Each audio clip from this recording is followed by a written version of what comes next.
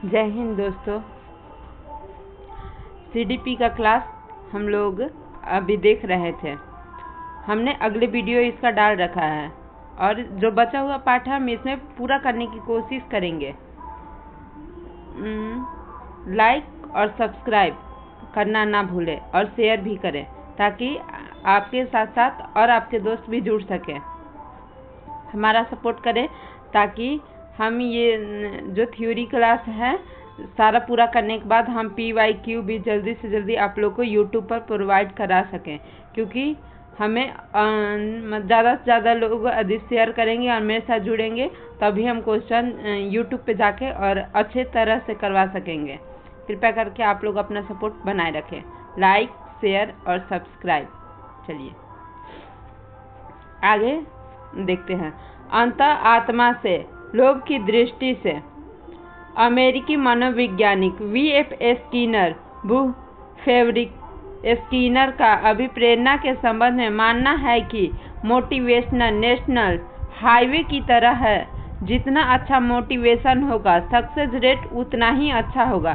मतलब किसी बच्चे को यदि खुद में मोटिवेट हो कि हमें ये करना है, हमारी ये समस्या है, तो वो जल्दी से जल्दी और अच्छे तरह से कामयाब हो सकेगा। और मोटिवेशन हमेशा आंतरिक होना चाहिए। जैसे यदि आंतरिक मतलब किसी चीज़ को लोभ पाने की लोभ से नहीं, बल्कि उसे लगना चाहिए कि हम ऐसा करेंगे, यदि ये चीज़ हमको मिलेगा तो हम आगे बढ़ेंगे, तो हमारे साथ इतना अच्छा होगा। इस तरह का मोटिवेशन मतलब आंतरिक मोटिवेशन होना चाहिए। चलिए, बच्चों में इंटरनल मतलब आंतरिक होता है। अभिप्रेरणा को बढ़ावा देना चाहिए। अभिप्रेरणा का चक्र NDAGAR इसे शॉर्ट फॉर्म में याद कर सकते हैं। अभिप्रेरणा, इसके साइकिल को देखते हैं। नीड का मतलब होता है आवश्यकता। ड्राइव मतलब प्रणोद होता है। उसका बाद उत्तेजना होता है। उसका बाद दिशा निर्देशक व्यवहार। उसका बाद उपलब्धि, उत्तेजना की कमी। मध्याह्न भोजन मिड डे मील की शुरुआत कब हुई थी? 1995 में। ये एग्जाम में आता है, इसे भी आप लोग ध्यान से देखिएगा। केवल क्लास को देखना है, उसके बाद अपना PYQ लगाना है। यदि आप लोग सपोर्ट करेंगे जल्द से जल्द तो हम यूट्यूब पर भी आकर आप लोगों को क्वेश्चन आंसर करवा दिया करेंगे। जितना भी अब तक का एग्ज़ाम हुआ है सारा का PYQ करवा देंगे। लेकिन आप लोग को जितना हो सके लोगों को जोड़ना है ताकि हम यूट्यूब पर आने के लिए यूट्यूब हमें परमिशन दे सके। चलिए, फिजिकल नीड शारीरिक आवश्यकता, अस्तित्व की ज़रूरत जैसे food, water, shelter, sleep, mid day meal. Maslow को आवश्यकता अनुक्रम सिद्धांत। शारीरिक आवश्यकताएं, सुरक्षात्मक आवश्यकताएं, प्रेरणा व अपनत्व की आवश्यकताएं, सम्मान की आवश्यकताएं, आत्मसिद्धि। सबसे पहले व्यक्ति क्या चाहता है? शारीरिक मतलब एयर हो, एयर मतलब हवा हो, पानी हो, फूड हो मतलब भोजन हो, शेल्टर हो, उसका बाद स्लीप मतलब सोना हो, ये तरह के। उसके बाद सुरक्षा, जब इंसान बड़ा हो जाएगा तब उसे सुरक्षा की जरूरत है, ज़्यादा पैसा कमा लेगा तो। उसके बाद उसे प्रेम मतलब शादी ब्याह की आवश्यकता है, जब पैसा कमा लिया तो शादी ब्याह की आवश्यकता है, प्रेम अपनत्व। उसके बाद सम्मान, उसके बाद वो 40-45 का हो जाएगा तो उसे अपने समाज में सम्मान चाहिए, क्योंकि वो इतना सारा चीज़ किया है तो उसे सम्मान की ज़रूरत है। उसके बाद आत्मसिद्धि, ये 70 वाली एज में लोगों को आत्मसिद्धि चाहिए, जैसे भगवान के में लगना, उनका भजन कीर्तन करना, इस प्रकार वो आत्मसिद्धि में चला जाता है। IQ के आधार पर लोगों का वर्गीकरण, बुद्धि लब्धि।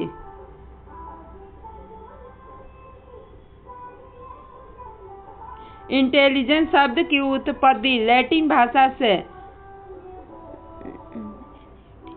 लेक्चरल से हुई है, जिसका अर्थ होता है टू अंडरस्टैंड होता है। होता है। देखिए इसका कैसे निकालते हैं IQ को। मानसिक आयु बटे वास्तविक आयु गुने 100, मतलब 100, ये दोनों को गुना करने पर निकलता है। देखिए नीचे दिया हुआ है 10 उसका मानसिक आयु है। यहाँ पर क्वेश्चन है, यदि किसी बच्चे की रियल एज 10 वर्ष है और उसका दिमाग 12 वर्ष के बच्चों जैसा है तो वह IQ निकालेंगे। तो 12 बटे मतलब ये यहाँ पर दिया हुआ है ना, मानसिक आयु बटे वास्तविक आयु गुने 100, यानी 12 बटे 10 गुने 100, तब इसको करेंगे तो 120 हो जाएगा और उसके बाद इसको माइनस कर दिया जाता है। चलिए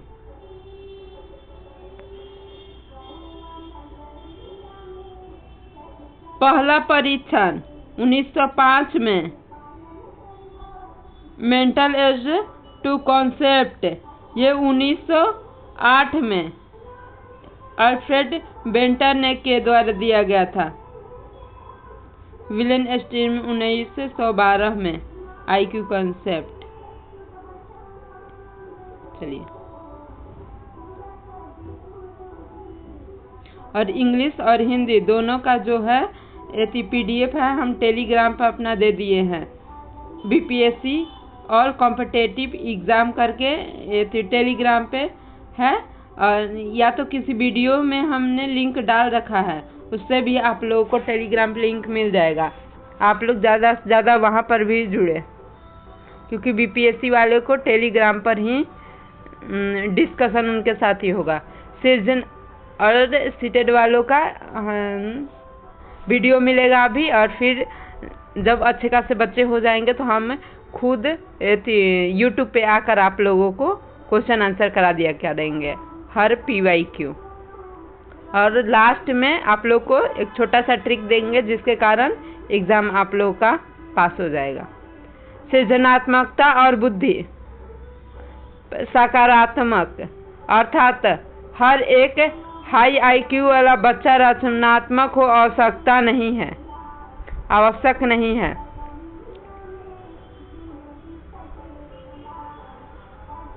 FFOE इसका ट्रिक है। धारा प्रवाह, लचीलापन, मौलिकता या विस्तार।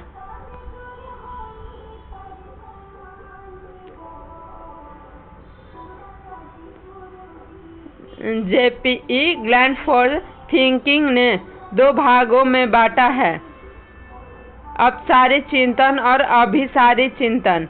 ओपन एंडेड क्वेश्चन ये होता है अपसारी चिंतन, क्लोज एंडेड अभिसारी चिंतन।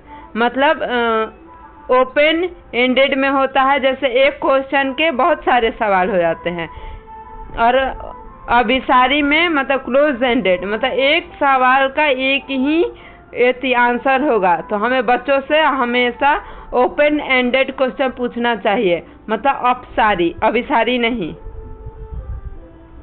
MCQ भी क्या अभिसारी हो जाएगा। अपसारी सोच वाले बच्चे प्रत्येक व्यक्ति क्रिएटिव नहीं होगा। अपसारी सोच वाले प्रत्येक व्यक्ति क्रिएटिव नहीं होगा, परंतु क्रिएटिव व्यक्ति अपसारी सोच वाला आवश्यक हो सकता है। प्रतिभाशाली बच्चे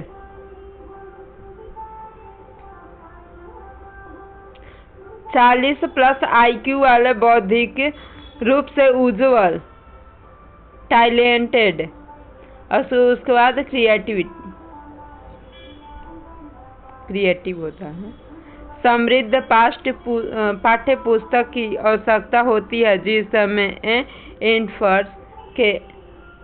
इंटरेस्ट के अकॉर्डिंग चैलेंजिंग टास्क कॉन्सेप्ट हो। बच्चों को HOTS higher order thinking skills जैसे कंटेंट चाहिए। हाई IQ वाले बच्चे को सान्वेगिक बुद्धि को सर्वप्रथम सैलजी एवं मैरी इंट्रोडक्ट किया था। ये सब एग्जाम नहीं पूछता। अरस्तु का वचन कोई भी किसी भी समय नाराज हो सकता है, इसमें कोई दिक्कत नहीं है।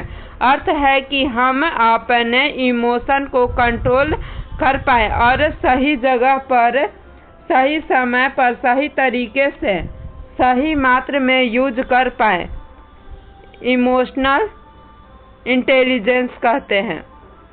अब ऐसा नहीं है कि हम एग्ज़ाम देने जा रहे हैं और एग्ज़ाम के लिए देर हो रहा है तो किसी ने गलत कुछ बोल दिया तो एक आध थपड़ा के दे दिया, अब एक दूसरे में झगड़ा ही करने बैठ जाओ। अभी जिसने झगड़ा कर लिया उसमें इंटरनल इंटेलिजेंस नहीं है, और जिसने नहीं किया उसका बौद्धिक विकास जिसने झगड़ा कर लिया उसका बौद्धिक विकास नहीं हुआ है। जिसने झगड़ा नहीं किया, चलो पहले एग्ज़ाम देंगे बाद में उसको देखेंगे, तो उसका IQ अच्छा है। सोचने समझने की क्षमता समय पर जरूरत पड़ती है। चलिए, इमोशनल इंटेलिजेंस की आवश्यकता: सामाजिक कौशल, आत्म जागरूकता, अभिप्रेरणा, समानुभूति, स्वयं नियंत्रण, संज्ञान एवं संवेग, द्विदिशात्मक होता है, अंतः संबंधी होता है, दोनों एक दूसरे को प्रभावित करते हैं, सिर्फ एक केस में प्रभावित नहीं करते। जजों के अनुसार इमोशनल एंड कंटेंट डेवलपमेंट स्वतंत्र है। मनोवैज्ञानिक द्वारा यह सुझाव दिया गया है कि शिक्षकों के दृष्टिकोण से गिफ्टनेस की भावना निम्नलिखित के संयोजन पर निर्भर करती है। देखिए, सब एक दूसरे से मिला हुआ होता है। High ability, high creativity, high community, मतलब उच्च क्षमता, उच्च रचनात्मक और उच्च प्रतिबद्धता।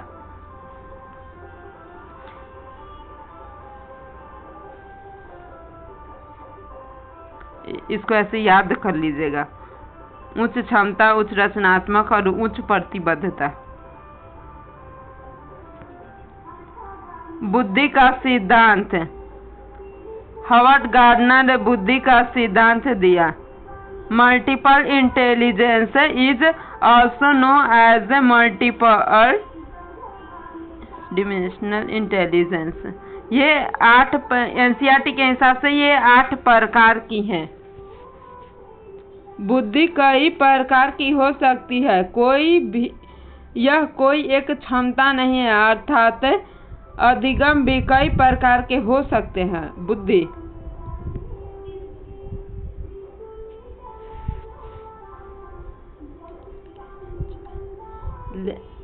भाषाई बुद्धि।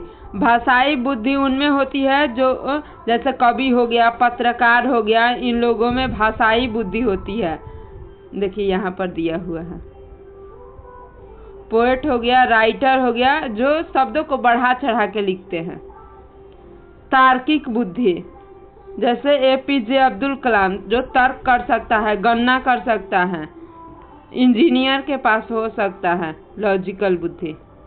और स्थानिक बुद्धि, ये होता है नाविक के पास होता है, मूर्तिकार के पास होता है, वस्तुकार के पास होता है, आंतरिक सर्जन के पास होता है, या मानचित्रण के पास होता है।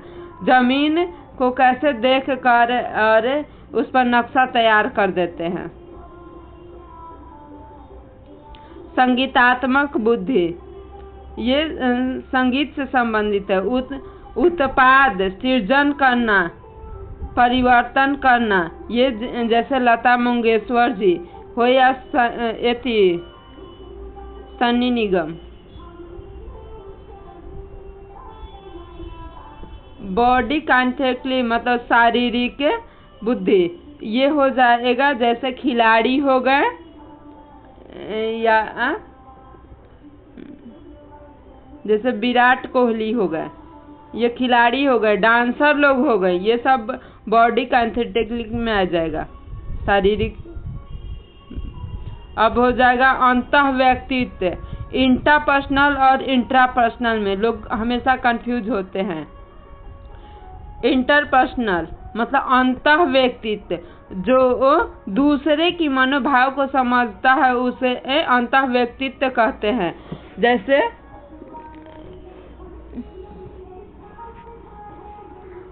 एक नेता जो आते हैं वो उनको पता है कि हम उनके बातों में कैसे आएंगे, उसी प्रकार के होता है अंतः व्यक्तित्व बुद्धि। टीचर को पता है कि बच्चों को कैसे पढ़ाना है तो उसे समझ में कैसे आएगा। या बहलाने वाला, जैसे किसी कपड़े वाले के पास जाइएगा तो उनके पास भी अंतः व्यक्तित्व बुद्धि होता है। चाहे कपड़ा कितना भी खराब क्यों ना हो, अच्छा बता के बोले पूछिए मत, ये कपड़ा तो आप ही के लिए बना हुआ है, इस प्रकार करके और खराब कपड़े को भी बेच देते हैं।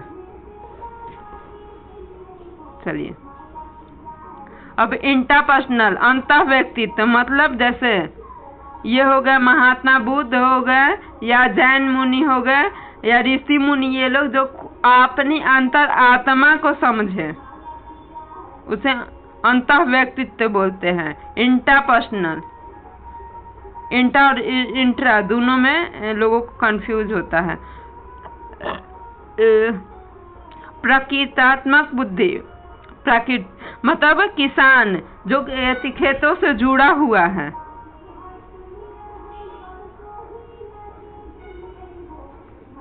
चलिए ये वाला त्रिबुद्धि सिद्धांत, विलेन स्टर्नबर्ग के द्वारा त्रिबुद्धि सिद्धांत का प्रतिपादन किया गया। पी फिजिकल, सी से कॉग्निटिव, ए से कहाँ है, इधर है, हाँ कहाँ चलिए, विश्लेषणात्मक हो जाएगा, रचनात्मक हो जाएगा या प्रायोगिक। विश्लेषण, रचनात्मक और प्रायोगिक ये 3 प्रकार के होते हैं।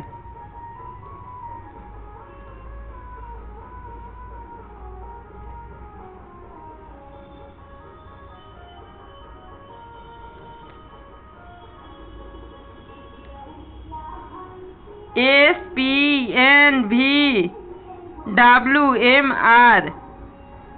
स्थानिक क्षमता, अवधारणात्मक क्षमता, संख्यात्मक क्षमता, भाषा समझने से संबंधित, भाषा बोलने से संबंधित और स्मृति तर्क शक्ति।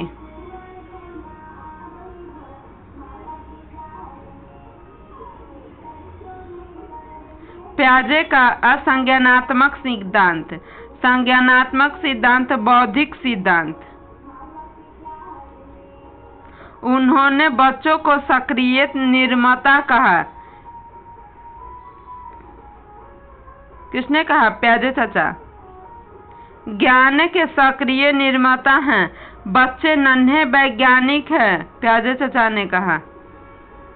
बच्चे एक्टिविटी द्वारा अपने संज्ञान का निर्माण जारी रखते हैं, पियाजे रचनावादी है। पियाजे का सिद्धांत हमें बताता है कि बच्चा एक मानसिक संज्ञानात्मक क्षमता के साथ पैदा होता है। 14 या 15 साल की उम्र में अधिकतम विकास प्राप्त करता है। पियाजे के संज्ञानात्मक बौद्धिक विकास को 4 स्टेजों में बांटा गया है। कॉग्निटिव सामूहिक एकालाप दिया गया है 3 से 5 वर्ष। पियाजे के अनुसार विकास एक असतत प्रक्रिया है।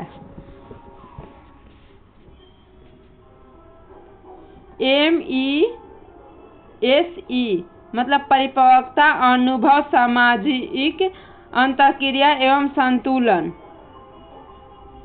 संतुलन को 2 पार्टों में बांटा गया, अनुकूलन और संगठन। अनुकूलन को भी 2 पार्टों में बांटते हैं, संज्ञानात्मक और एक समायोजन। अनुकूलन की प्रक्रिया इसे अलग अलग स्टेजों में होता है, जैसे समायोजन और संतुलन। नई स्थिति, समायोजन का मतलब होता है किसी चीज को छोटे बच्चों ने देखा अलग अलग और उसे समायोजन कर दिया। संतुलन यदि वो चीज वो दूसरी जगह यदि गया तो वो एक जो यहाँ पर बिल्ली देखा था वहाँ पर जाने के बाद 3 साल के बाद बच्चा कुत्ते को देखकर बोलता है कि ये भी बिल्ली है, इसकी 2 कान होते हैं और एक पूंछ होती है। और क्योंकि वो छोटा कुत्ता का बच्चा और वो भी ब्लैक कलर का था और यहाँ वाली जो बिल्ली थी वो भी ब्लैक कलर की थी, तो दोनों में असंतुलन हो गया।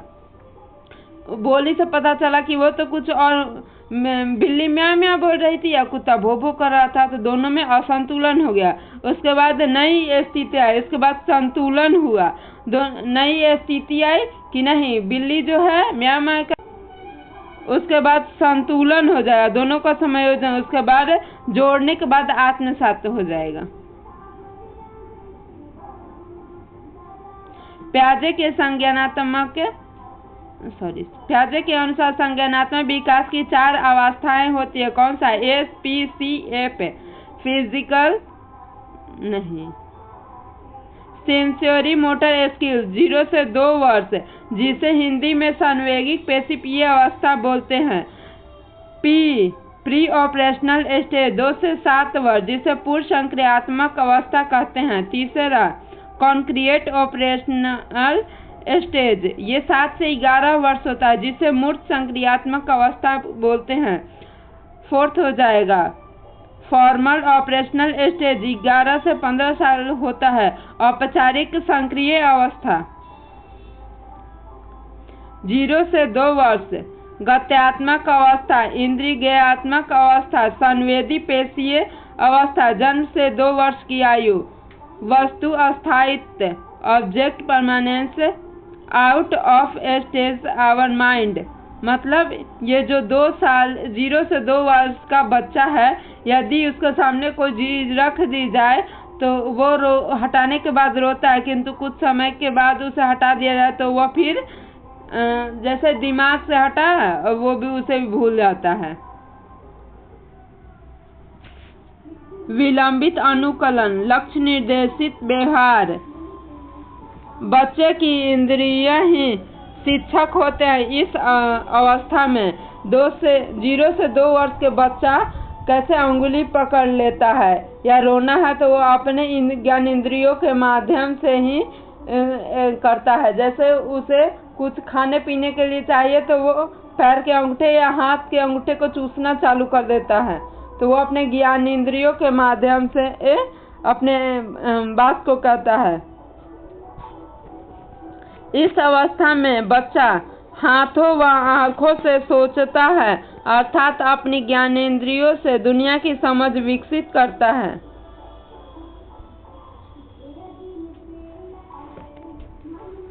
और जिनके घर में छोटे बच्चे होंगे वो इन बातों को मतलब और भी अच्छे तरह से समझ रहे होंगे। 2 से 7 वर्ष पूर्व संक्रियात्मक अवस्था, तर्क शक्ति की कमी। जैसे 2 वर्ष से 7 वर्ष का बच्चा है, यदि उसके सामने 2 गिलास रख दिया जाए जिसमें एक मोटा और एक लंबा हो, तो बच्चा हमेशा लंबे वाले को ही बड़ा बताएगा, जबकि दोनों में पानी बराबर रहेगा। देखिए यहाँ पर ये दोनों में पानी बराबर है, किंतु बच्चे को यही एक बड़ा दिखेगा, ये छोटा दिखेगा, क्योंकि बच्चा साइज पर नहीं जाएगा, उसको लंबा दिख रहा है तो वो बड़ा है। निर्जीव सजीव ना समझ, सजीव और निर्जीव में नहीं समझ पाएगा। इस अवस्था में बच्चे को लगता है कि जैसा मैं सोचता हूँ वैसा ही पूरी दुनिया सोचती है।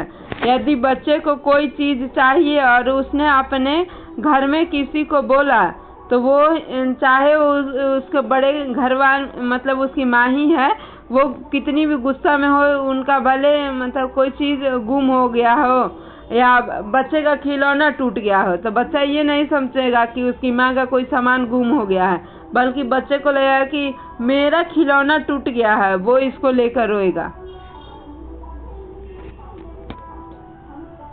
पूरी दुनिया की ना अपनी सोचता है। संरक्षण, बच्चे को ऐसा एहसास होगा कि विकट ए से ज्यादा पानी जबकि दोनों में समान है, ए में ज्यादा है और बी में कम है, जबकि दोनों में पानी समान है।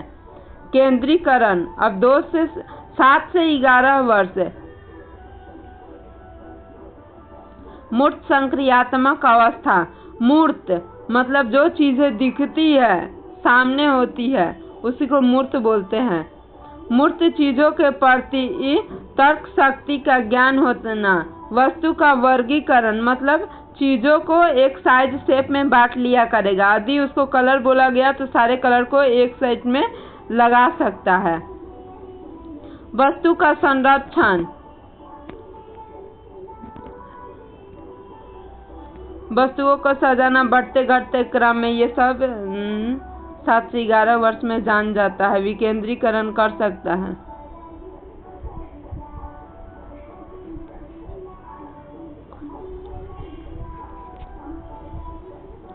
फॉर्मल स्टेज, मूर्त संक्रियात्मक। मूर्त मतलब जो चीज है उसके सामने ना हो।